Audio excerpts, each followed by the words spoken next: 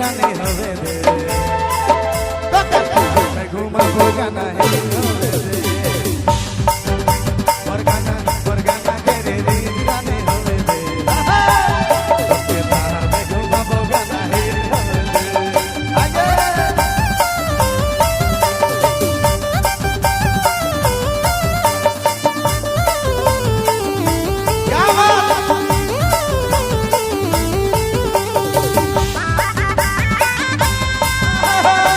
आप सुन रहे हैं नागपुरी लाइव।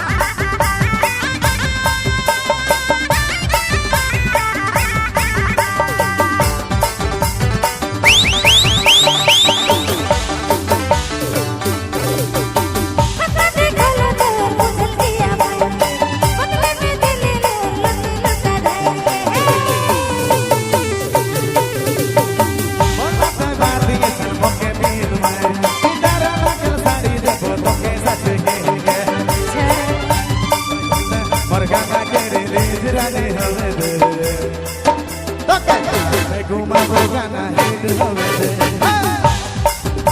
মোর গানা